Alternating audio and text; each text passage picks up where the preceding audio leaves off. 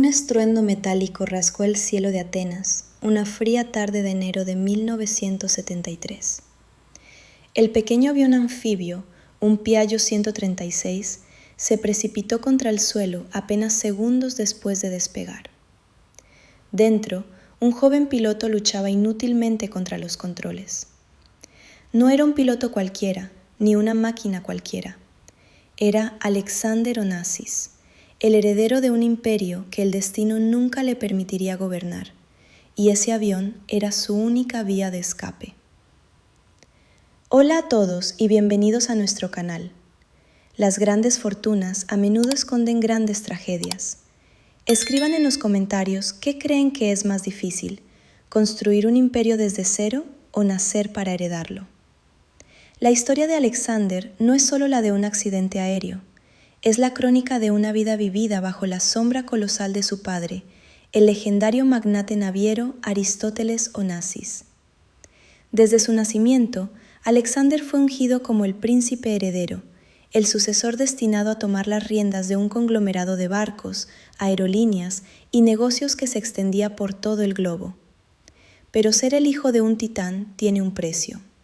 Mientras el mundo veía en él a un joven privilegiado que lo tenía todo, la realidad era la de una jaula de oro, brillante y lujosa por fuera, pero asfixiante por dentro. Su destino parecía escrito desde la cuna, cada paso de su vida planeado no por él, sino por la ambición de un padre que se había hecho a sí mismo y esperaba que su hijo fuera un reflejo, una versión mejorada de su propio mito.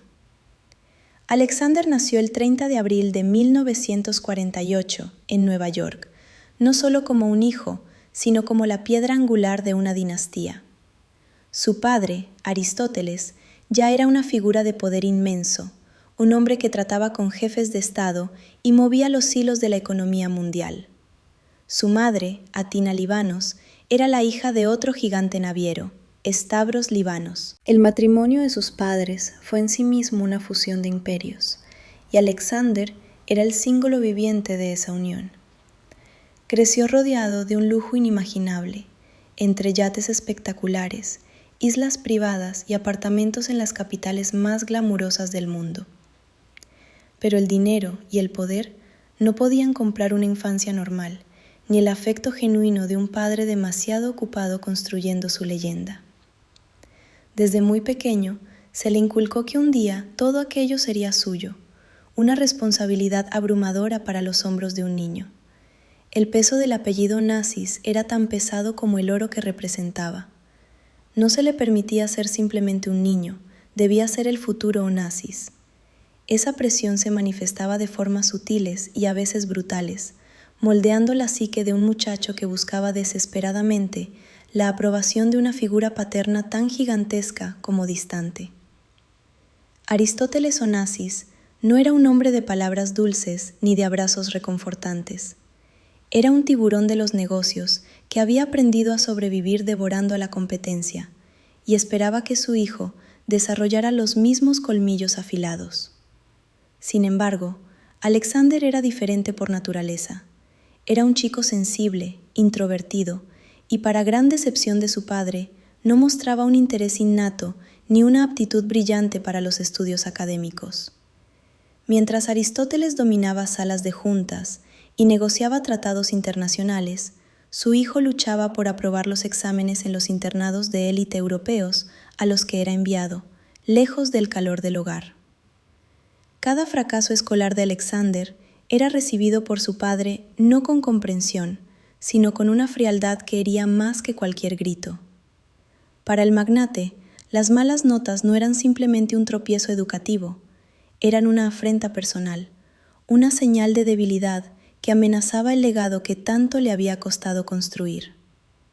La relación entre ambos se convirtió en un campo de batalla psicológico. Alexander adoraba a su padre. Lo veía como un dios terrenal capaz de todo, pero al mismo tiempo le temía. Creció escuchando críticas constantes sobre su falta de ambición, sobre su supuesta pereza y sobre cómo no estaba a la altura del apellido que portaba.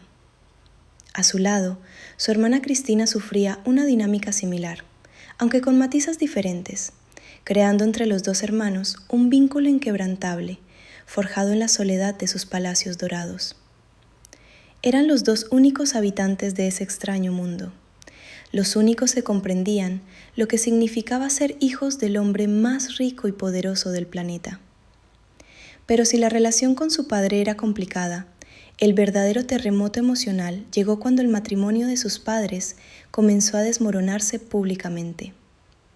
La unión entre Aristóteles y Atina nunca había sido un cuento de hadas, pero mantenía una fachada de estabilidad que se hizo añicos a finales de la década de los 50.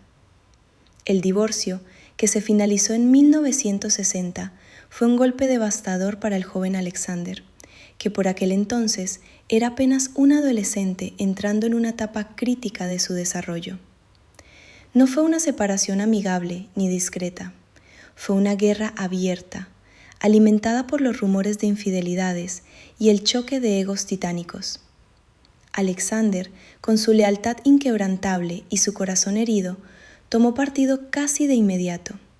Se alineó con su madre, Atina, a quien veía como la víctima de la arrogancia y el egoísmo de su padre. Este posicionamiento marcó el inicio de un rencor sordo hacia las mujeres que entrarían en la vida de Aristóteles, viendo en cada una de ellas a una intrusa que venía a usurpar el lugar que legítimamente le correspondía a su madre.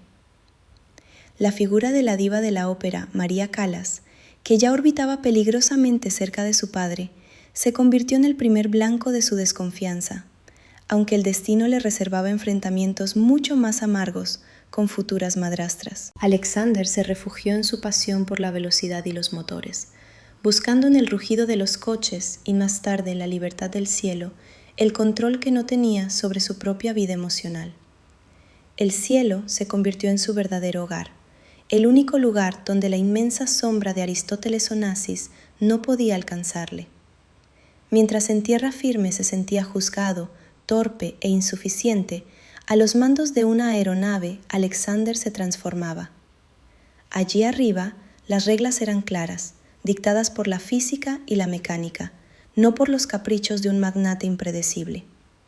La aviación no fue un simple pasatiempo para el joven heredero, sino una vocación profunda que le ofreció, por primera vez en su vida, una sensación de competencia y valía personal. Sin embargo, antes de encontrar ese refugio en las nubes, tuvo que atravesar el infierno doméstico que supuso la consolidación de la relación de su padre con María Callas. Para Alexander y Cristina, la presencia de la famosa soprano en el yate familiar, el legendario Cristina, era una herida abierta que se negaba a sanar. Alexander, con una mezcla de lealtad filial hacia su madre y desprecio juvenil, se negaba a aceptar a la cantante como parte de la familia, refiriéndose a ella con apodos despectivos y manteniendo una distancia gélida que hacía de las cenas a bordo momentos de tensión insoportable. La rebeldía de Alexander no se limitaba al ámbito familiar.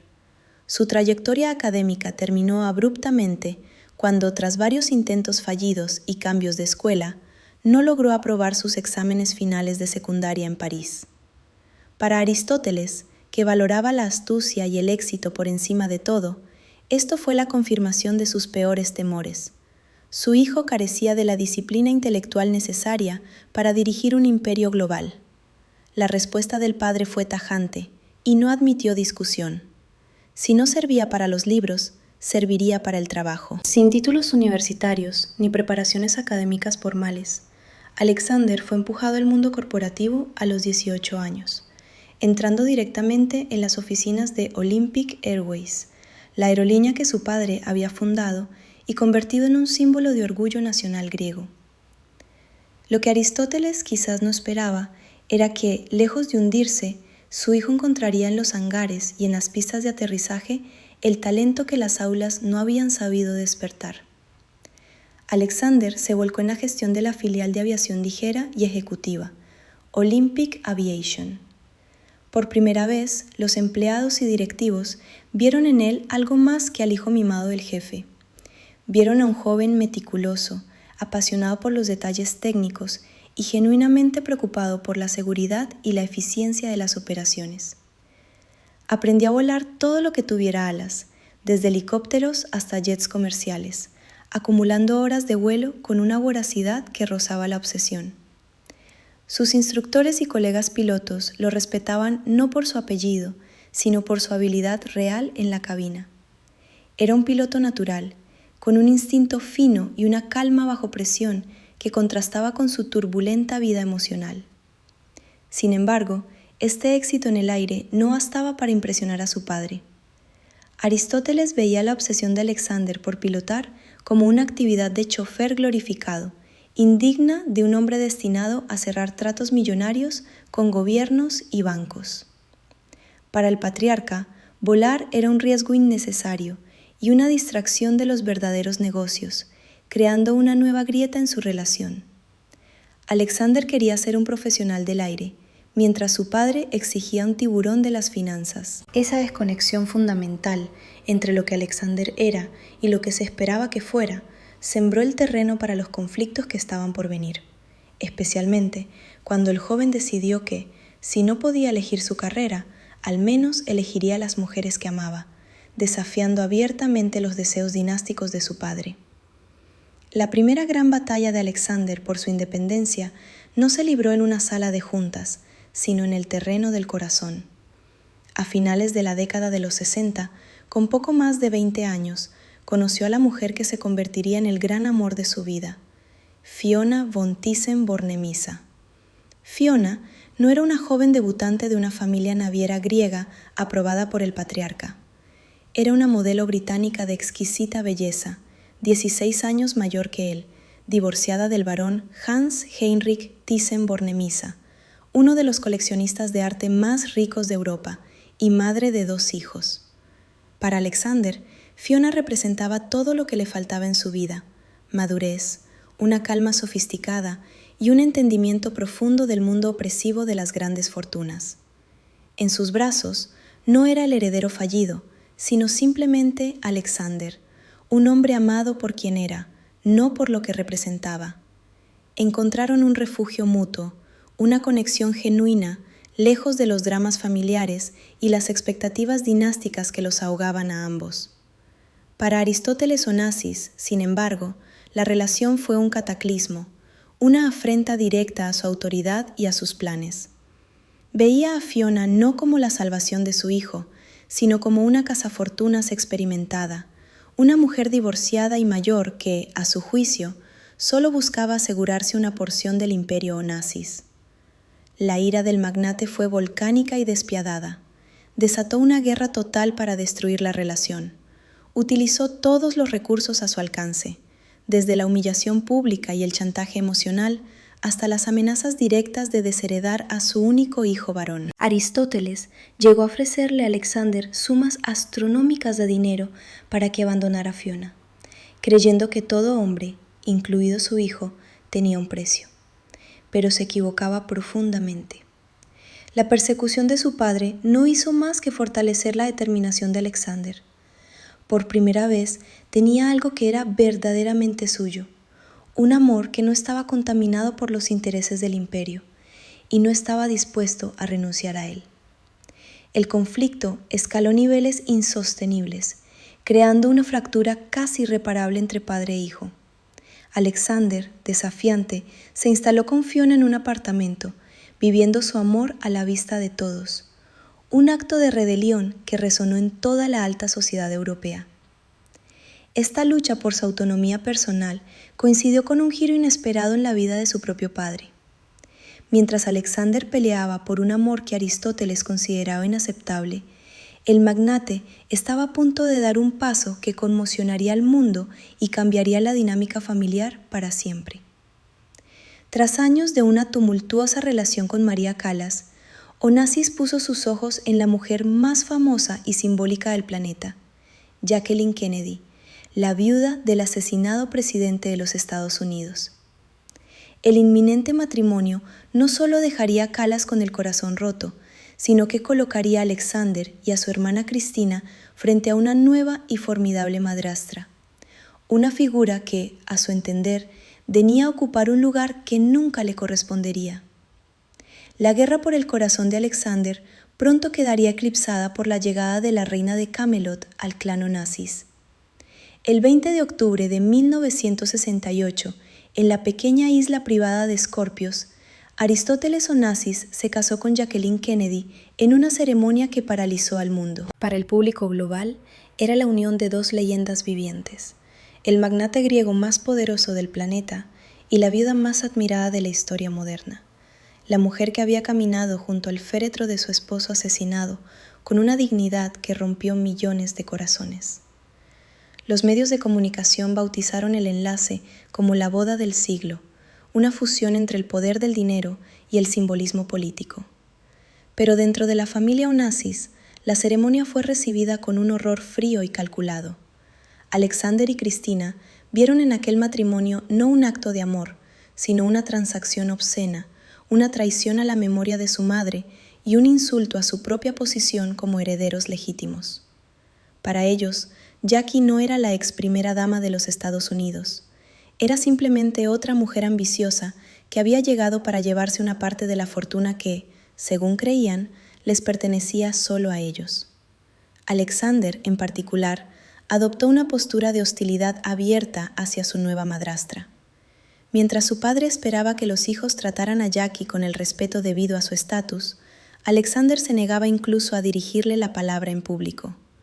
La llamaba despectivamente la viuda, un apodo cargado de veneno que usaba con Cristina en conversaciones privadas, refiriéndose a ella como una intrusa que solo buscaba el dinero de la familia. No importaba que Jackie trajera consigo su propio estatus, su propia fama y una fortuna heredada de los Kennedy. Para los hijos de Onassis, su padre estaba siendo engañado por una mujer fría y calculadora que representaba todo lo que detestaban: la falsedad, la ambición disfrazada de elegancia y la invasión de su círculo familiar más íntimo. Las comidas en el yate Cristina se convirtieron en campos de batalla silenciosos, donde las miradas heladas y los comentarios cortantes reemplazaban cualquier intento de cordialidad. Jackie, acostumbrada a moverse en los círculos más exigentes del mundo, se encontró con una resistencia feroz y primitiva que ni su encanto ni su educación podían doblegar. La Guerra Fría doméstica no solo afectaba al ambiente familiar, sino que comenzaba a erosionar incluso la relación del propio Aristóteles con su flamante esposa. El magnate, acostumbrado a doblegar voluntades y a comprar lealtades, descubrió que no podía forzar a sus hijos a aceptar a Jackie, y que cuanto más insistía, más se alejaban de él. La tensión constante empezó a pesar sobre su salud y su estado de ánimo, creando un resentimiento sordo hacia la mujer que, irónicamente, había elegido como su nueva compañera de vida. Mientras tanto, Alexander continuaba con su relación con Fiona von Thyssen, desafiando las órdenes paternas con una terquedad que rayaba en lo suicida desde el punto de vista dinástico. Su padre seguía presionando, amenazando, intentando romper ese vínculo que consideraba deshonroso para el apellido. Pero Alexander había aprendido algo fundamental en aquellos años turbulentos: que el único poder real que tenía sobre su propia existencia era el poder de decir no, y lo ejercía con una determinación que sorprendía incluso a quienes lo conocían bien. Sin embargo, el joven heredero no era completamente libre. Seguía trabajando en Olympic Aviation, atado a la estructura corporativa de su padre, volando aviones que llevaban el apellido Onassis pintado en sus fuselajes. Su vida era una contradicción constante: rebelde en el amor, sumiso en el trabajo, libre en el aire, prisionero en tierra. Esa tensión entre la autonomía anhelada y la dependencia real definiría los últimos años de su corta existencia, años en los que intentaría desesperadamente construir una identidad propia, mientras el destino, implacable y silencioso, ya había comenzado la cuenta regresiva hacia aquel fatídico día de enero en Atenas. La tensión entre padre e hijo alcanzó un punto de ebullición a principios de los años 70, cuando Alexander comenzó a hablar seriamente sobre su futuro con Fiona. No se trataba solo de un romance pasajero o una aventura juvenil. Alexander quería casarse con ella, quería formalizar su relación, crear su propia familia, establecer un hogar lejos de las maquinaciones de Aristóteles y de la sombra mediática de Jackie. Esta intención, cuando llegó a oídos del magnate, desató una tormenta de proporciones bíblicas. Para Aristóteles, que su hijo se casara con una mujer divorciada, 16 años mayor y con hijos propios, era el equivalente dinástico de un suicidio. Significaba, en su visión arcaica y patriarcal, el fin del linaje Onassis puro, la dilución de su sangre y el fracaso de su misión de vida, asegurar una sucesión fuerte y adecuada.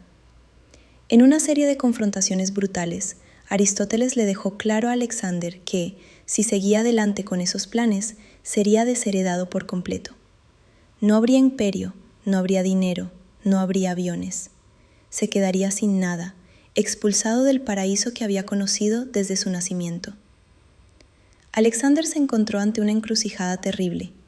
Amaba a Fiona con una intensidad desesperada, viendo en ella a la única persona que realmente lo entendía y lo aceptaba. Pero también era consciente de la realidad pragmática de su existencia.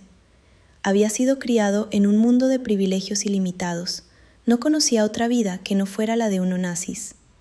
La amenaza de perderlo todo, de ser exiliado de su propia familia y de su identidad, era un peso insoportable. Fiona, con la sabiduría que le daban sus años y su experiencia, intentaba mediar, comprendiendo mejor que nadie el dilema imposible en el que se encontraba su joven amante. Sabía que si Alexander rompía con su padre por ella, el resentimiento y la culpa terminarían por destruir su relación de todos modos. Era una situación sin salida, una trampa perfecta diseñada por la voluntad de hierro de un hombre que no aceptaba un no por respuesta.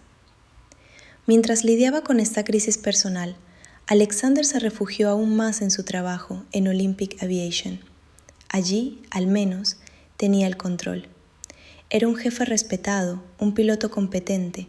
Se volcaba en los detalles técnicos, en la formación de nuevos pilotos, en la expansión de la flota. Su pasión por volar se convirtió en una obsesión casi clínica, una forma de escapar de la realidad asfixiante de su vida personal. Pasaba horas en el aire, probando aviones, realizando vuelos de transporte, buscando en la adrenalina del despegue y el aterrizaje la paz que no encontraba en tierra. Sus colegas notaban que volaba con una intensidad diferente, casi temeraria, como si estuviera retando al destino en cada vuelo. Pero para Alexander, el cielo era el único lugar donde las voces de su padre, las demandas de su familia y el dolor de su corazón quedaban silenciados por el rugido de los motores. Era allí arriba donde se sentía verdaderamente vivo, verdaderamente él mismo. Nadie podía imaginar que esa misma pasión, ese refugio sagrado que había construido con tanto esfuerzo, se convertiría en el escenario de su tragedia final. A medida que avanzaba enero de 1973, una serie de coincidencias fatales comenzaron a alinearse. Un cambio de planes de último minuto, una revisión técnica rutinaria, una decisión impulsiva de probar un avión recién llegado. Los hilos invisibles del destino se estaban tejiendo alrededor del joven heredero, preparándose para cortar de golpe el futuro de quien parecía tener el mundo a sus pies. La cuenta atrás había entrado en su fase final, y ni todo el dinero ni todo el poder de los Onassis podrían detener lo que estaba por suceder en la pista del aeropuerto de Ellinikon. El 21 de enero de 1973 amaneció frío y despejado en Atenas. Alexander Onassis tenía programado un día de trabajo aparentemente rutinario en el aeropuerto de Ellinikon, la base principal de las operaciones de Olympic. Había llegado temprano, con la meticulosidad que lo caracterizaba cuando se trataba de asuntos de aviación. Su tarea principal ese día era supervisar la formación de nuevos pilotos para la flota de aviones anfibios Piaggio 136, unas aeronaves versátiles y robustas que la compañía utilizaba para conectar las islas griegas. Alexander conocía bien el modelo. Había volado esos aviones cientos de veces y confiaba plenamente en sus capacidades. Iba a acompañar a dos pilotos estadounidenses, Donald McCusker y Donald McGregor, que habían sido contratados recientemente y necesitaban familiarizarse con las particularidades del vuelo en Grecia y con los procedimientos específicos de la compañía. El ambiente en la pista era de actividad frenética, pero controlada. Mecánicos, personal de tierra y tripulaciones se movían alrededor de las aeronaves bajo el sol de invierno. Alexander, vestido con su uniforme de piloto, saludó a los técnicos y revisó los planes de vuelo. Parecía tranquilo, concentrado, lejos de las tormentas emocionales que azotaban su vida personal. Para los hombres que trabajaban con él, era simplemente el señor Alexander, un jefe exigente pero justo, un aviador competente que no tenía miedo de mancharse las manos de grasa si era necesario. Nadie podía presagiar que aquella mañana marcaría el fin de una era. Alexander se subió al asiento del copiloto del Piaggio, matrícula SXBDC, cediendo el puesto de mando a McCusker, quien realizaría el despegue como parte de su entrenamiento. MacGregor ocupaba un asiento en la parte trasera de la cabina. Todo parecía estar en orden. Los motores rugieron cobrando vida, las hélices giraron hasta convertirse en discos plateados invisibles y el avión comenzó su rodaje hacia la pista de despegue. La torre de control dio la autorización. El Piaggio aceleró por la pista, ganando velocidad rápidamente. Alexander, atento a los instrumentos, monitorizaba cada parámetro, listo para intervenir si algo salía mal. El avión alcanzó la velocidad de rotación y las ruedas se despegaron del asfalto. Se elevaron hacia el cielo azul de Atenas, ganando altura con suavidad. Pero apenas unos segundos después del despegue, el horror se desató. El avión, que debería haber seguido ascendiendo de manera constante, reaccionó de forma violenta e inesperada. Se inclinó bruscamente hacia la derecha, como si una mano invisible gigante lo hubiera golpeado desde un lado. McCusker luchó desesperadamente con los controles, intentando corregir el viraje mortal, pero la aeronave no respondía. Alexander, con sus reflejos de piloto entrenado, intentó ayudar, agarrando los mandos duales, pero fue inútil.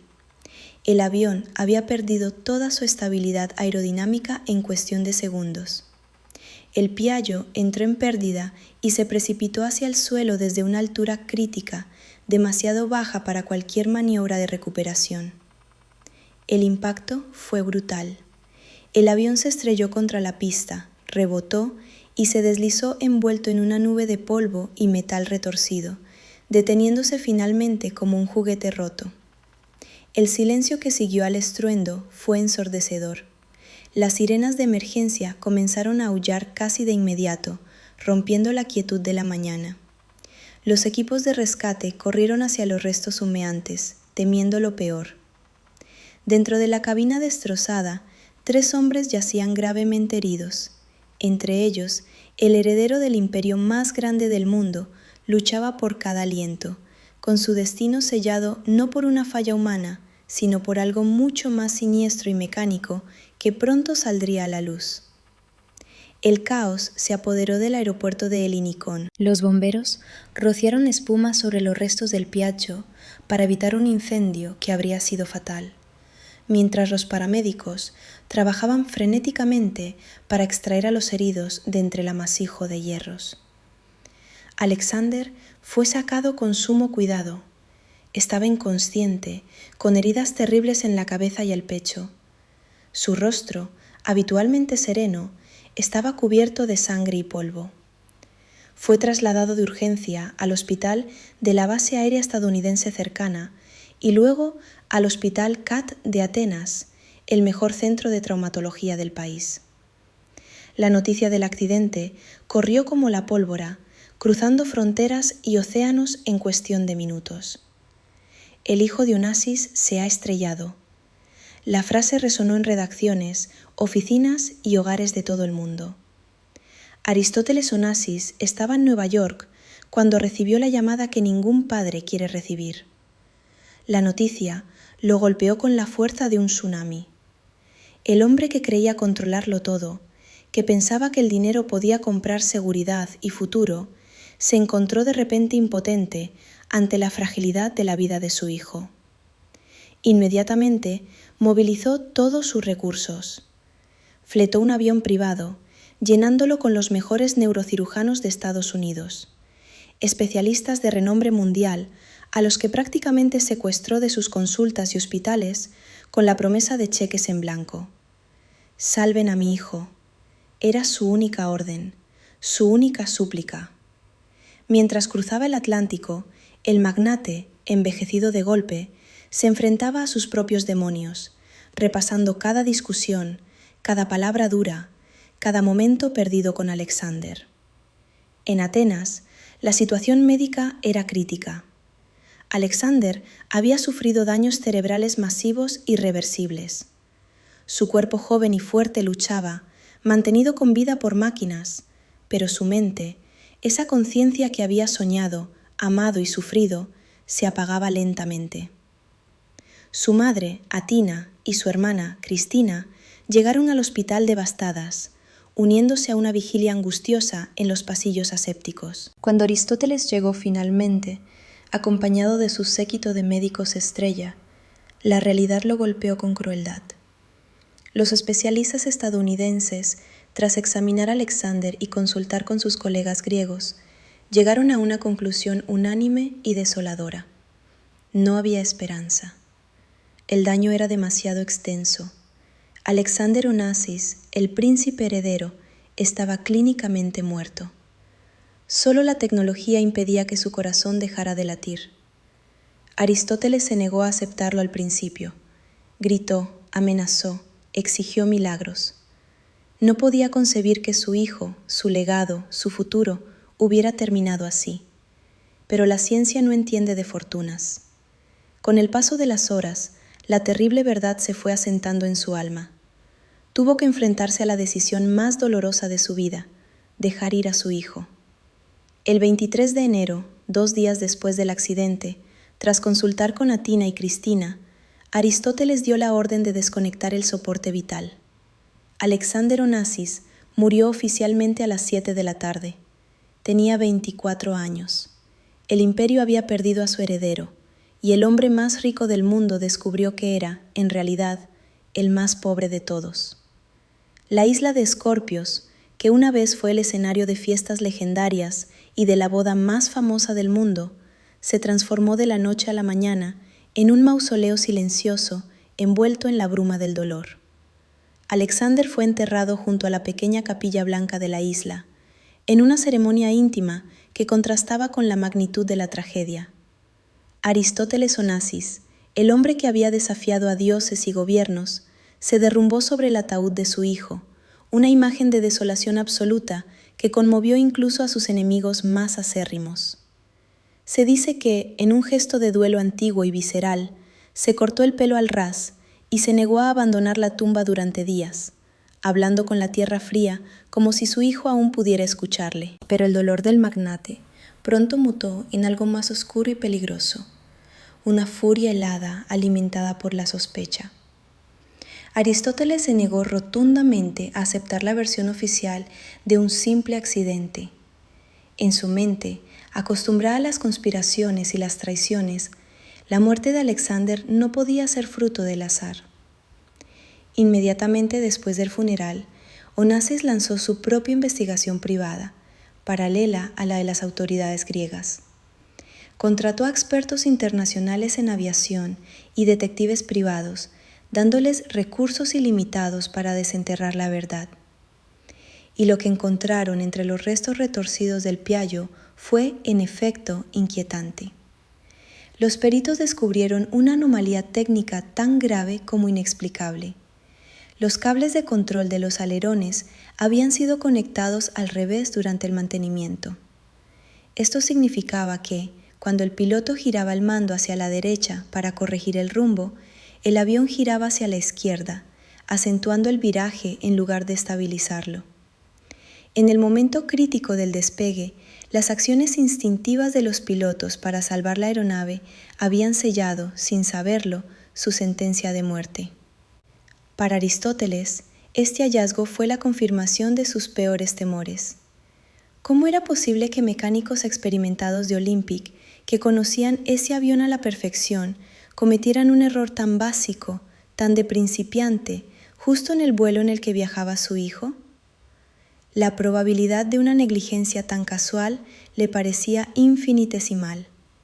El magnate estaba convencido de que se trataba de un sabotaje deliberado. Alguien había manipulado ese avión con la intención de matar. Su dolor se convirtió en una obsesión paranoica. Empezó a ver enemigos en cada sombra. ¿Había sido la CIA como represalia por sus tratos comerciales con regímenes inestables? ¿Eran sus rivales navieros, como Stavros Niarchos, buscando destruir su linaje? ¿O quizás enemigos políticos dentro de la propia Grecia de los coroneles? Onassis declaró la guerra al mundo invisible que creía responsable de la muerte de Alexander. Ofreció una recompensa pública de $1 millón, una cifra astronómica para la época, a cualquiera que pudiera aportar pruebas de que el accidente había sido provocado. «Me han matado al chico», repetía constantemente a quien quisiera escucharle, con la mirada perdida y la voz quebrada. La teoría del asesinato se convirtió en el único motor que lo mantenía con vida, una cruzada personal para vengar al hijo al que sentía haber fallado en vida. Sin embargo, esta búsqueda frenética de culpables externos también servía para ocultar una culpa interna mucho más corrosiva, la certeza de que su propia ambición, su estilo de vida y sus enemigos habían puesto a Alexander en el punto de mira. El imperio, que debía ser la protección suprema, se había convertido en el arma del crimen. Las investigaciones oficiales sobre el accidente avanzaban con la lentitud glacial de la burocracia, mientras la vida interior de Aristóteles Onassis se desmoronaba a una velocidad vertiginosa. Los informes técnicos confirmaban el fallo en el montaje de los cables de control, apuntando a una cadena de negligencias en el mantenimiento. Varios mecánicos y responsables de Olympic fueron procesados y señalados como culpables de homicidio por imprudencia, una explicación que a ojos del magnate resultaba casi insultante por su sencillez. Para él, reducir la muerte de Alexander a un conjunto de errores torpes equivalía a negar la dimensión trágica y casi política de lo sucedido. Seguía convencido de que manos invisibles habían guiado aquella chapuza mortal. Sin embargo, a medida que pasaban los meses, las pruebas que esperaba encontrar no aparecían. No había transferencias sospechosas, ni contactos claros con servicios secretos, ni confesiones a cambio de la millonaria recompensa. La justicia griega, tras largos juicios y recursos, fue suavizando las condenas hasta que, con el tiempo, muchos de los acusados recuperaron la libertad. Legalmente, el caso quedó etiquetado como un accidente fruto de la negligencia. Moralmente, para Onassis, fue el equivalente a enterrar la verdad junto al cuerpo de su hijo. Esa sensación de derrota total alimentó una melancolía profunda que empezó a reflejarse en su salud física. El hombre que había dominado océanos enteros comenzó a naufragar en su propio cuerpo. Las consecuencias se extendieron también al terreno sentimental y doméstico. Su matrimonio con Jacqueline Kennedy, ya dañado por tensiones previas, no resistió el impacto de la tragedia. Jackie se encontró atrapada en un hogar en el que el dolor se mezclaba con el rencor y la desconfianza. Aristóteles, consumido por su duelo y por su obsesión con teorías de complot, dejó de lado cualquier intento de vida conyugal normal. Las discusiones sobre dinero, seguridad y herencias se volvieron constantes. Ella exigía garantías para sus hijos. Él se sentía asediado y traicionado, incluso dentro de su propia casa. La figura glamurosa que había deslumbrado al mundo quedó reducida a un personaje secundario en la tragedia griega que se desplegaba en los salones silenciosos de sus residencias. Poco a poco, el matrimonio se convirtió en una ficción sostenida solo por contratos y abogados. Jackie pasaba cada vez menos tiempo en las propiedades de los Onassis y cada vez más en sus propios círculos en Estados Unidos, mientras se negociaba discretamente una separación con indemnizaciones astronómicas. Para Alexander, que había detestado esa unión desde el principio, aquello habría sido una amarga confirmación de sus sospechas sobre las intenciones de la ex primera dama. Pero él ya no estaba allí para verlo. La ironía histórica era cruel. El heredero que debía consolidar la dinastía había desaparecido. Y en su ausencia, las piezas del imperio empezaban a desordenarse sin remedio. La salud de Aristóteles se quebró definitivamente al poco tiempo. Diagnosticado con una enfermedad autoinmune devastadora, su energía legendaria se apagó con rapidez. Caminaba encorvado, hablaba poco, se mostraba ausente en las reuniones que antes dominaba con puño de hierro. Sus colaboradores más cercanos lo veían como una sombra de sí mismo, un hombre derrotado antes de tiempo. En conversaciones privadas repetía una y otra vez la misma idea, como un lamento antiguo. No hay castigo mayor para un padre que sobrevivir a su hijo. En ese contexto de declive acelerado, tuvo que enfrentar la pregunta que había intentado evitar toda su vida. Si Alexander ya no estaba, ¿quién heredaría el imperio? La respuesta, marcada por la culpa y el remordimiento, dio un giro inesperado al destino de la fortuna Onassis.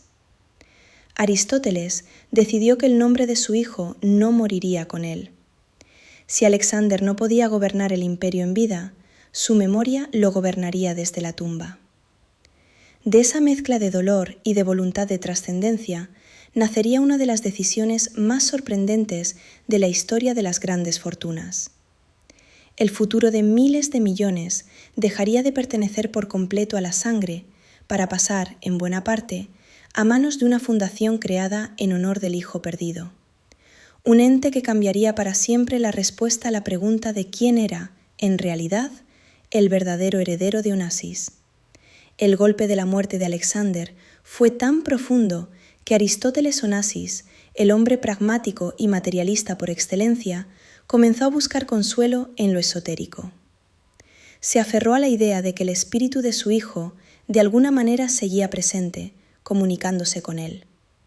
En sus momentos de mayor desesperación, recurrió a médiums y a prácticas espiritistas, intentando establecer un último contacto con el heredero perdido. Se cuenta que, en la quietud de su yate Cristina, realizaba rituales extraños, dejando un asiento vacío en la mesa o hablando solo en la oscuridad de su camarote, como si Alexander estuviera a su lado. Esta deriva mística era la manifestación externa de un alma rota, un intento desesperado por mantener vivo un vínculo que la realidad le había arrebatado de forma brutal. La búsqueda de venganza y culpable se había agotado sin resultados, dejando solo un vacío que ni todo el oro del mundo podía llenar. En este estado de declive físico y espiritual, Onassis redactó su testamento final, un documento que se convertiría en una de las piezas testamentarias más analizadas y controvertidas del siglo XX. Lejos de ser un simple reparto de bienes, fue su último acto de poder, su intento final por controlar el destino de su fortuna desde la tumba y, sobre todo, su manera de inmortalizar la memoria de Alexander. Dictó sus últimas voluntades con una lucidez sorprendente para su estado de salud, dejando claro que su única hija superviviente, Cristina, no heredaría el control absoluto del imperio, como habría sido lógico suponer. Esta decisión, que a primera vista podía parecer un castigo o una muestra de desconfianza hacia ella, tenía una raíz mucho más profunda y compleja, ligada directamente a la tragedia de Alexander. El testamento dividía la colosal fortuna en dos partes desiguales. La mitad menos una, un 45% del total, iría a parar directamente a manos de Cristina Onassis, convirtiéndola de la noche a la mañana en una de las mujeres más ricas del planeta. El 55% restante, la parte del león, la porción que garantizaba el control de todo el conglomerado de empresas, sería destinado a la creación de una fundación filantrópica. Esta fundación llevaría el nombre de su hijo fallecido, la Fundación Alexander S. Onassis. No era un simple gesto de caridad, era la coronación póstuma de Alexander. Si en vida no había podido heredar el trono, su nombre lo haría en su lugar. La fundación se convertiría en el verdadero sucesor del imperio, un heredero inmortal, eterno, inmune a las debilidades humanas como la enfermedad, la vejez o la traición. Los estatutos de la fundación, redactados bajo la estricta supervisión de Aristóteles, reflejaban su visión dual del mundo, una parte dedicada a los negocios y otra al bien público. La fundación se dividiría en dos ramas: una sección benéfica que se encargaría de financiar proyectos de educación, cultura y salud en Grecia y en todo el mundo, cumpliendo con la misión filantrópica, y una sección comercial que actuaría como un holding empresarial, gestionando la flota naviera, las inversiones inmobiliarias y todas las empresas del grupo para generar los beneficios que alimentarían la obra benéfica. En esencia, Aristóteles se aseguró de que su imperio continuara funcionando como una máquina de hacer dinero, pero con un propósito final trascendente: honrar a Alexander. Cristina, aunque inmensamente rica, quedaba relegada al papel de presidenta vitalicia de la fundación, con un poder limitado por un consejo de administración formado por hombres de confianza de su padre. El mensaje era claro: ningún individuo, ni siquiera su propia hija, volvería a tener el poder absoluto que él había ostentado. El verdadero soberano era ahora una entidad abstracta con el nombre de su hijo. La muerte no espera a que los testamentos se lean, ni a que los imperios se preparen para la transición. Llega con una puntualidad implacable, ajena a los ruegos de los hombres más poderosos de la tierra. Aristóteles Onassis, el titán que había sobrevivido a guerras mundiales y crisis económicas, sucumbió finalmente a la fragilidad de su propia biología el 15 de marzo de 1975. Falleció en el Hospital Americano de París, derrotado por una miastenia gravis que había consumido sus fuerzas y por un corazón que, según decían sus allegados, había dejado de latir con fuerza el día que enterró a su hijo. Hola a todos de nuevo. La soledad en la cima es un tema recurrente en estas historias. Cuéntenos en los comentarios si creen que una gran herencia es un regalo o una condena cuando te quedas completamente solo en el mundo. Con la muerte del patriarca, Cristina Onassis se convirtió instantáneamente en la mujer más rica del mundo, pero también en la más solitaria. En un lapso de apenas 29 meses, había perdido a toda su familia nuclear. Su madre Atina había muerto en 1974, su hermano Alexander en 1973 y ahora su padre en 1975. A los 24 años, la misma edad que tenía Alexander al morir, Cristina heredaba no solo una fortuna incalculable, sino también el peso aplastante de lo que la prensa mundial comenzaba a llamar la maldición de los Onassis. Se quedó sola frente a un ejército de abogados, asesores financieros y, por supuesto, frente a su madrastra, Jacqueline Kennedy, con quien debía resolver el último capítulo de una guerra fría familiar que ya no tenía sentido prolongar. La batalla por la herencia con la viuda de América fue breve pero costosa. Aristóteles había dejado instrucciones precisas para limitar lo que Jackie recibiría, intentando proteger el patrimonio para su hija y la fundación de Alexander. Sin embargo, las leyes y los contratos matrimoniales eran terreno pantanoso. Cristina, agotada emocionalmente y deseosa de cortar cualquier vínculo con la mujer que, a sus ojos, había traído la desgracia a la familia, optó por una solución pragmática. Decidió comprar la paz. Tras una negociación tensa, acordó entregar a Jacqueline una suma que rondaba los $26 millones, una cifra astronómica para la época, a cambio de que renunciara a cualquier reclamación futura sobre el imperio Onassis. Con ese cheque, Cristina borraba a Jackie de la ecuación y recuperaba el control total de su destino, o al menos eso creía. Sin embargo, el verdadero desafío no era legal, sino existencial. Cristina asumió la presidencia de la Fundación Alexander Onassis y el control del grupo empresarial, sentándose en la misma silla desde la que su padre había gobernado los mares. Pero en cada reunión, en cada decisión, la sombra de su hermano estaba presente. Alexander era el fantasma que presidía la mesa. Los viejos colaboradores de su padre, hombres canosos y experimentados, la miraban con escepticismo, comparándola inevitablemente con el heredero varón que nunca llegó a ser. Cristina tuvo que endurecerse a la fuerza, adoptando una coraza de dureza que ocultaba una inseguridad profunda. Intentaba emular a su padre en los negocios y honrar a su hermano en la memoria, pero en el fondo sentía que era una usurpadora en su propio trono. El imperio había sido construido para Alexander, diseñado para su carácter y su género, y ella sentía que solo estaba ocupando su lugar por un cruel accidente del destino. Esa sensación de interinidad marcaría cada paso de su gestión, llevándola a buscar desesperadamente el amor y la estabilidad en una serie de matrimonios fallidos, mientras la fundación que llevaba el nombre de su hermano crecía y prosperaba, convirtiéndose en el verdadero monumento a la dinastía perdida.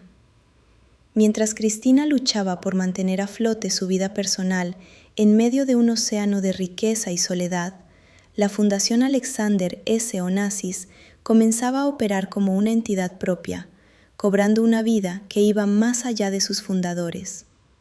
Aristóteles había diseñado una estructura casi perfecta. La parte comercial, gestionada por una élite de ejecutivos navieros leales a la vieja escuela, continuaba generando beneficios millonarios con una eficiencia silenciosa.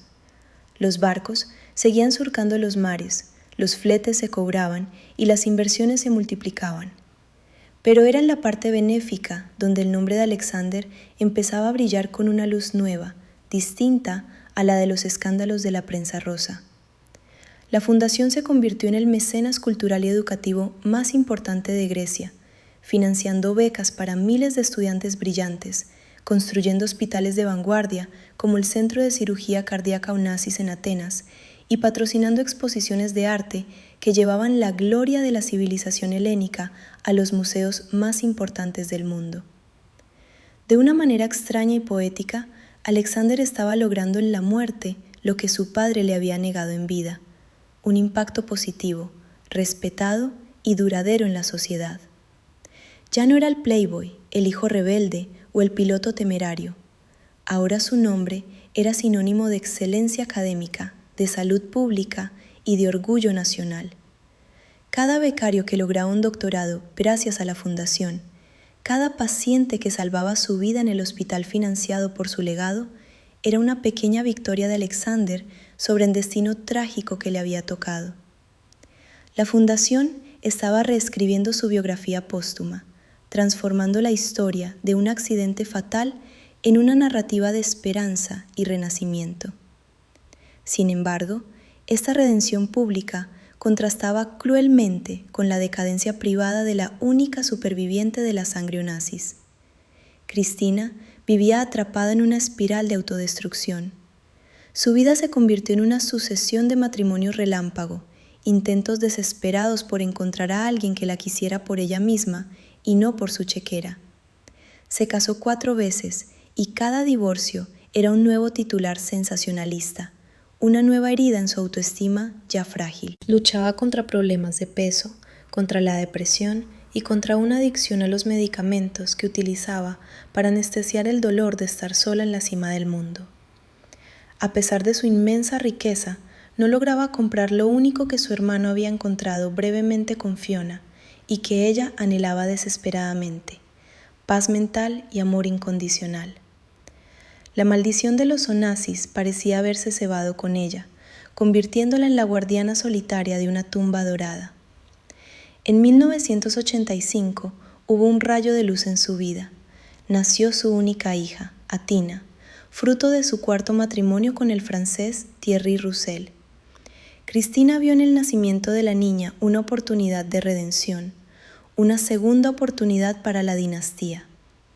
Le puso el nombre de su madre, cerrando un círculo simbólico, y volcó en ella todo el amor que no había podido dar a nadie más. Pero la felicidad fue efímera. Su matrimonio con Roussel también se desmoronó, plagado de infidelidades y mentiras. Cristina se quedó de nuevo sola con su hija, aferrándose a ella como un salvavidas en medio de la tormenta. La historia parecía repetirse, una heredera solitaria, un imperio inmenso y un futuro incierto.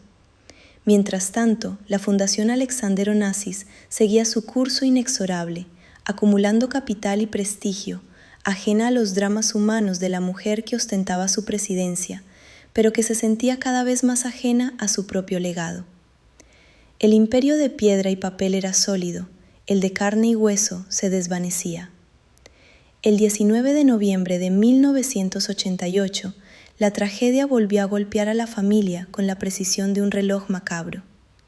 Cristina Onassis fue encontrada muerta en una bañera en una casa de campo cerca de Buenos Aires, Argentina. Tenía 37 años.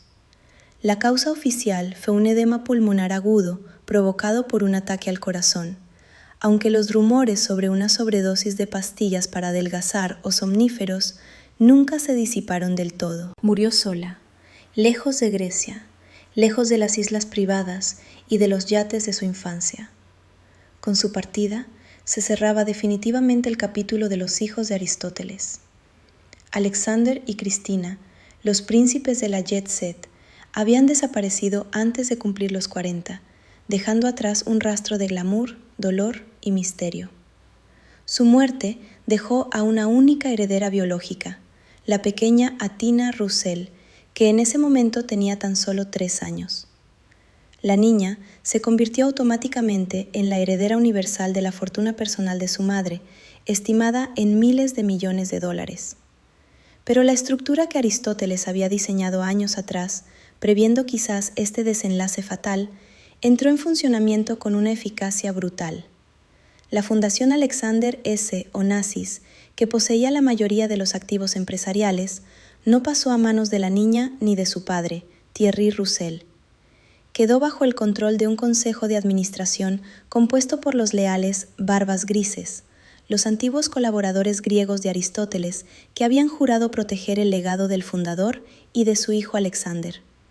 Se inició entonces una batalla sorda y prolongada entre el padre de Athina, que quería gestionar la herencia de su hija, y los directivos de la fundación, que veían en Roussel a un extranjero oportunista, ajeno a los valores helénicos de la familia.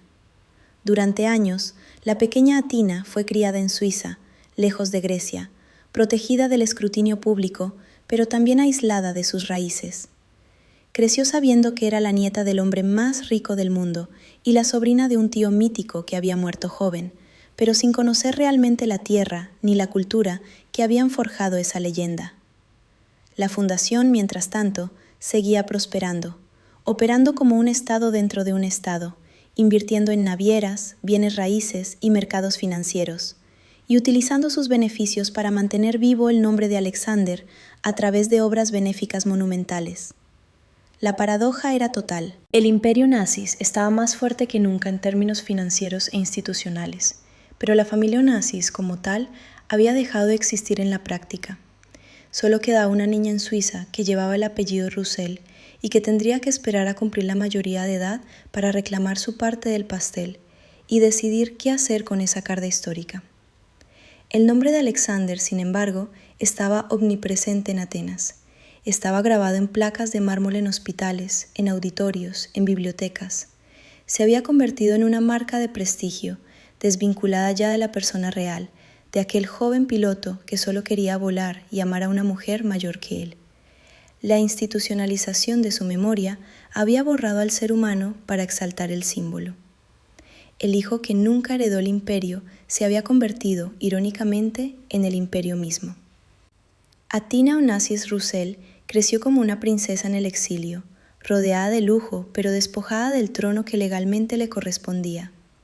Su infancia transcurrió en mansiones suizas, vigiladas día y noche, con tutores privados y guardaespaldas que la aislaban del mundo exterior. Su padre, Thierry Roussel, intentó criarla con cierta normalidad, dentro de lo que permitía una fortuna de semejante magnitud. Pero la sombra del apellido materno era inescapable. Cada cumpleaños, cada aparición pública ocasional, generaba un frenesí mediático que la perseguía como una maldición hereditaria. La prensa europea la bautizó como la niña más rica del mundo, un título tan vacío como pesado para una criatura que solo quería ser invisible. A medida que crecía, Athina desarrolló una pasión que la conectaba de forma inesperada con su tío Alexander: la velocidad, el riesgo y el control sobre fuerzas más grandes que ella. Pero en su caso no fueron los aviones, fue la equitación. Se convirtió en una amazona excepcional, compitiendo en saltos de obstáculos a nivel internacional con una dedicación que recordaba la obsesión de Alexander por la aviación. Los caballos eran su cielo, el único espacio donde podía demostrar su valía sin que el apellido Onassis pesara sobre sus hombros. En las competiciones, era juzgada por su técnica, su valentía y su sincronía con el animal, no por los miles de millones que llevaba en su cuenta bancaria. Allí, entre arneses y obstáculos, encontraba la libertad que su tío había encontrado entre nubes y hélices. Sin embargo, al cumplir la mayoría de edad en el año 2003, Athina tuvo que enfrentarse a la realidad de su herencia. Heredó formalmente la parte de la fortuna que su madre le había dejado, estimada en unos 3.000 millones de dólares, convirtiéndose en una de las mujeres más ricas del planeta. Pero la Fundación Alexander S. Onassis seguía siendo una entidad independiente, gobernada por el Consejo de Administración designado décadas atrás. Athina tenía derecho a recibir ciertos beneficios económicos de la fundación como descendiente directa, pero no tenía poder de decisión sobre el legado industrial y naviero. Los griegos habían ganado. El control del imperio permanecía en Atenas, anclado en la tierra de Aristóteles, mientras la última Onassis vivía entre Suiza y Brasil, dedicada a sus caballos y alejada de los negocios familiares. Athina se casó en 2005 con Álvaro de Miranda Neto, un jinete brasileño conocido como Doda, en una ceremonia íntima en Sao Paulo que intentó escapar del circo mediático. Buscaba lo mismo que Alexander había buscado con Fiona, un amor auténtico, alguien que la conociera antes de conocer su fortuna. Pero los paralelismos históricos no terminaban ahí. Su matrimonio también enfrentó la desconfianza de quienes la rodeaban, quienes veían en Doda a un cazafortunas, exactamente igual que Aristóteles había visto a Fiona. Los fantasmas del pasado no habían muerto, simplemente habían cambiado de cuerpo. Durante años, la pareja vivió relativamente tranquila, criando caballos de competición y participando en torneos ecuestres, construyendo una vida que parecía finalmente romper con la maldición de los Onassis. Pero las grietas, inevitables, comenzaron a aparecer. Athina y Doda se divorciaron en 2017, tras más de una década juntos, cerrando otro capítulo fallido en la búsqueda de estabilidad emocional que había eludido a todos los miembros de la familia desde la muerte de Alexander. Una vez más, la heredera quedaba sola frente a su fortuna, rodeada de caballos y recuerdos ajenos. La relación de Athina con Grecia fue siempre distante, casi como la de un extranjero que visita un país del que ha oído hablar en cuentos antiguos. Para el pueblo griego, ella era la última esperanza de ver el apellido Onassis brillar de nuevo en su tierra natal. Pero para Athina, Grecia representaba dolor, tragedia y una carga de expectativas imposibles de cumplir. Hablaba poco griego, visitaba el país en contadas ocasiones y parecía no tener interés alguno en asumir el papel de matriarca nacional que su abuelo Aristóteles había soñado para su linaje. De hecho, en un movimiento que rompió el corazón de muchos nostálgicos en Atenas, Athina comenzó a vender gradualmente las joyas de la corona familiar. Subastó gran parte de las propiedades, las obras de arte y las reliquias personales de su madre y de su abuelo. El golpe final, el acto simbólico que cortó el último cordón umbilical con el pasado, fue la venta de Escorpios. La mítica isla privada, el paraíso personal de Aristóteles, el lugar donde se habían celebrado las fiestas más extravagantes del siglo XX, donde Jackie Kennedy había tomado el sol y donde estaban enterrados Alexander, Cristina y el propio Aristóteles, fue vendida en 2013 a Ekaterina Ribolovleva, hija de un oligarca ruso, por una cifra que se rumoreaba superior a los 100 millones de euros. Con esa firma, Athina entregaba las llaves del mausoleo familiar a extraños. Aunque el contrato de venta estipulaba que las tumbas debían ser respetadas y cuidadas, el mensaje era inequívoco. Athina Onassis renunciaba a ser la guardiana de la memoria. Quería ser libre, y para ser libre necesitaba deshacerse del peso físico de su historia. La Fundación Alexander S. Onassis reaccionó con frialdad ante estas decisiones. Para los directivos, que se consideraban los verdaderos custodios del espíritu de Aristóteles, la venta de Scorpios fue una traición sentimental, aunque no afectara sus operaciones financieras. La brecha entre la fundación y la única heredera viva se hizo insalvable. Atina fue removida del Consejo de Administración, en el que tenía un puesto honorífico, consolidando la separación definitiva entre la sangre y el dinero.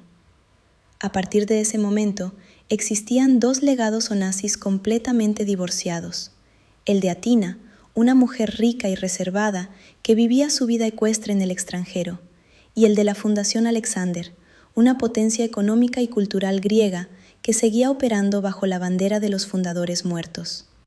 Alexander Onassis, el joven que había desencadenado todo esto con su muerte prematura, se había convertido en una figura casi mitológica, separada de la realidad actual de la familia. Su nombre estaba en todas partes, pero su esencia humana se había diluido. Pocos recordaban ya al chico tímido, al piloto apasionado, al amante rebelde. Lo que quedaba era el mármol, el bronce y los balances contables de una fundación que llevaba su nombre como un talismán corporativo. La tragedia personal se había transformado en institucionalidad. El dolor de un padre había creado un gigante sin rostro que sobreviviría a todos, incluso a la nieta que llevaba su misma sangre. Hoy en día, la Fundación Alexander S. Onassis es una de las instituciones privadas más ricas e influyentes de Europa, con un patrimonio que se estima en varios miles de millones de euros. Continúa operando con la misma estructura dual que su fundador diseñó en un momento de lucidez y dolor.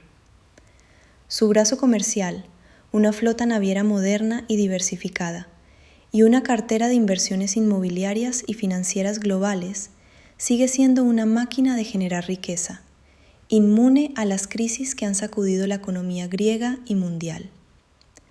Los barcos, aunque ya no llevan visiblemente el nombre Onassis para evitar la atención mediática, siguen siendo parte fundamental del legado, el corazón que bombea dinero hacia la obra benéfica. Es una operación discreta pero masiva, manejada desde una elegante oficina en Atenas por un consejo de hombres y mujeres de negocios que han heredado la responsabilidad de mantener el motor económico en marcha. El verdadero rostro público de la fundación es su lado filantrópico. El Centro Cultural Onassis, un impresionante edificio de arquitectura contemporánea en el centro de Atenas, se ha convertido en el epicentro de la vida cultural griega. Alberga teatros, salas de exposiciones, espacios para debates y conciertos, ofreciendo una programación de vanguardia que atrae a artistas y pensadores de todo el mundo. La Fundación sigue otorgando cientos de becas cada año, permitiendo que jóvenes griegos estudien en las mejores universidades del planeta. Invierte en tecnología médica, patrocina excavaciones arqueológicas y promueve la lengua y la cultura helénicas en el extranjero. Cada una de estas actividades lleva impreso el nombre de Alexander S. Onassis, inmortalizando al joven que nunca pudo gobernar el imperio, pero cuyo nombre ahora define su propósito. Esta entidad poderosa y respetada es, en la práctica, el verdadero heredero del imperio. No es una persona, sino una idea, un concepto legal y financiero que ha logrado lo que ningún miembro de la familia consiguió: estabilidad, crecimiento y un legado positivo. La fundación es la prueba de que el ingenio de Aristóteles trascendió su propia vida y la de sus hijos. Creó una dinastía sin sangre, una sucesión basada en la gestión profesional y en un propósito filantrópico, protegiendo su fortuna de las debilidades humanas que habían destruido a su propia familia. El hijo que nunca heredó el imperio no solo lo heredó póstumamente, sino que se convirtió en la razón de ser de su existencia continuada. La historia de Alexander Onassis se ha convertido así en una parábola moderna sobre el poder, la riqueza y el destino. Es la historia de un joven que lo tenía todo y no tenía nada, un príncipe que solo encontró la libertad en la cabina de un avión, un amor que desafió a un imperio y una muerte que cambió el curso de una de las fortunas más grandes del siglo XX. Su tragedia personal dio a luz a un legado institucional que ha beneficiado a miles de personas, demostrando que incluso de la pérdida más dolorosa puede surgir algo bueno y duradero. La memoria de Alexander ya no pertenece a su familia, sino a cada estudiante becado, a cada paciente salvado, a cada espectador que aplaude en el teatro que lleva su nombre. La ironía que envuelve la saga de los Onassis es de una profundidad casi shakespeariana. Aristóteles, un hombre que se construyó a sí mismo desde la nada más absoluta, dedicó su vida entera a un solo objetivo dinástico: forjar un heredero a su imagen y semejanza, un hijo varón que no solo heredara su fortuna, sino que la expandiera, consolidando el apellido Onassis como una fuerza eterna en el tablero mundial. Puso todas sus esperanzas, sus presiones y sus frustraciones sobre los hombros de Alexander, esperando ver en él un reflejo de su propia dureza y ambición. Pero el destino, o quizás la propia naturaleza humana, tenía otros planes. Su hijo resultó ser todo lo que él no era: sensible, introspectivo y más interesado en la libertad del cielo que en el poder de la tierra. La lucha de Aristóteles por moldear a Alexander fue, en esencia, la primera gran derrota de su vida.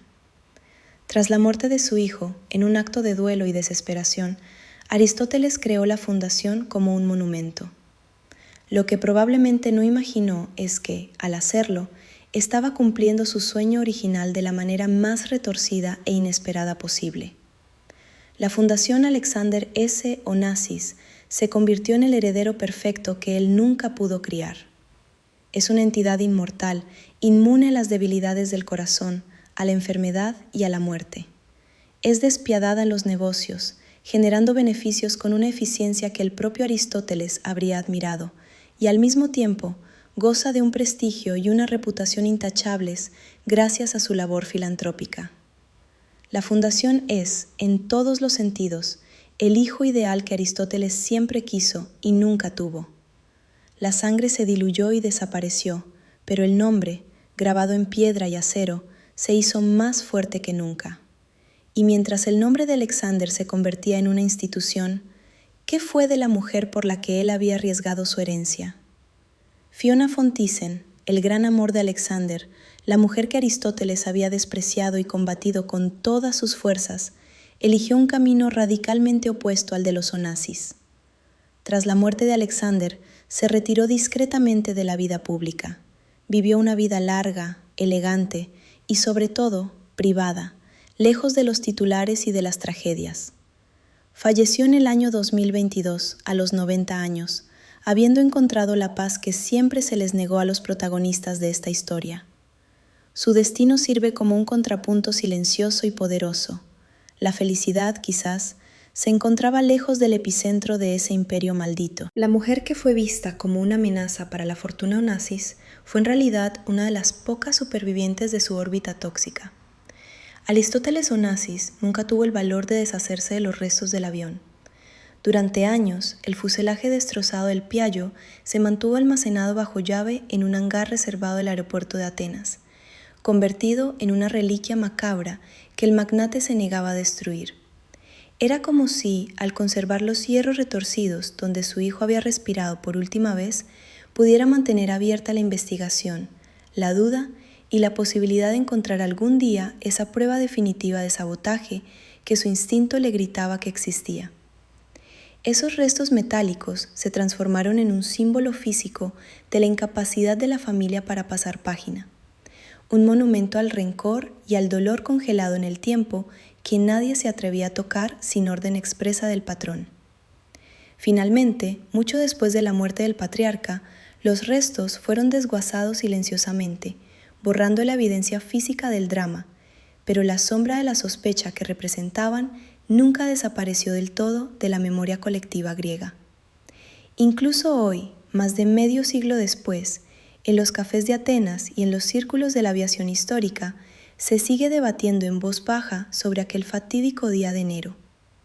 La teoría del accidente puro, la de los cables invertidos por un error humano de mantenimiento, sigue siendo la verdad oficial, pero no satisface a quienes conocen la meticulosidad con la que operaba Olympic Aviation. La pregunta sigue flotando en el aire.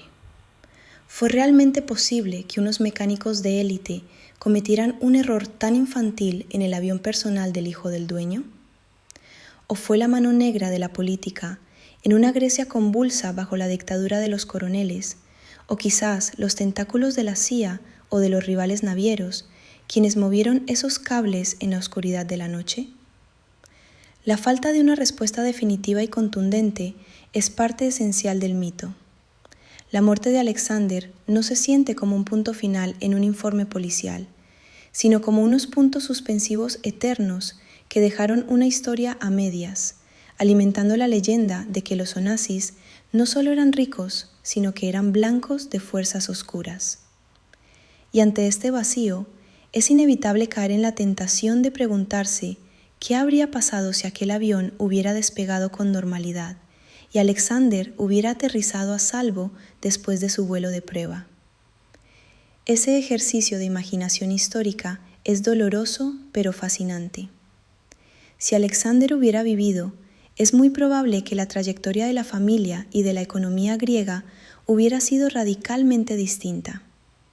Quizás Aristóteles no se hubiera dejado morir de pena 2 años después y habría continuado expandiendo su poder durante una década más.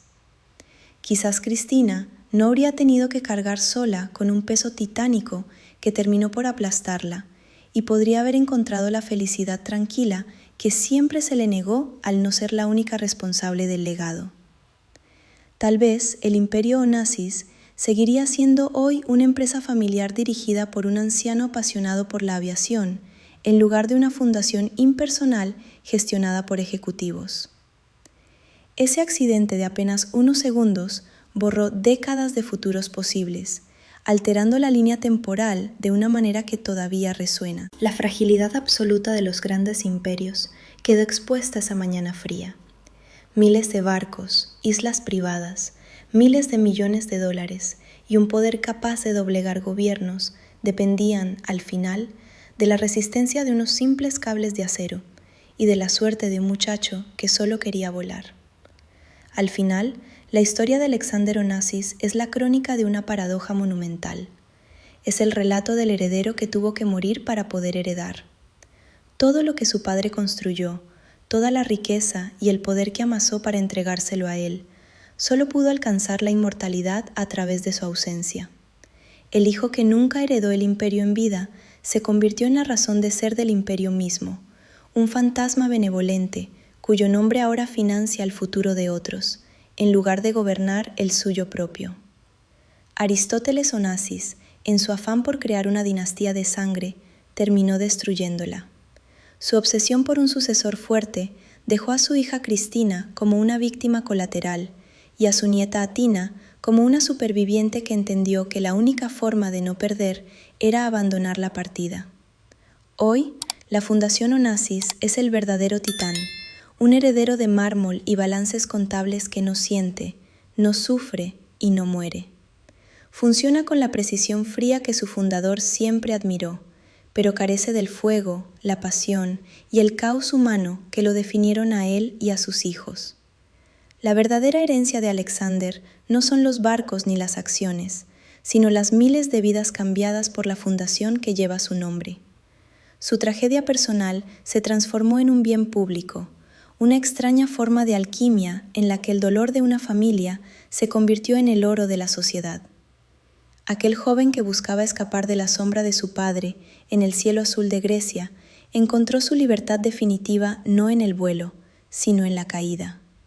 El estruendo metálico que rasgó el cielo de Atenas aquel día de enero no fue solo el final de una vida, sino el Big Bang de un nuevo tipo de legado. Un legado que demuestra que a veces el poder más grande no consiste en gobernar el mundo, sino en dejar una huella imborrable en él. El imperio Onassis ya no pertenece a los hombres, sino a la memoria de uno que nunca quiso reinar. Gracias por habernos acompañado en este viaje. Hasta la próxima.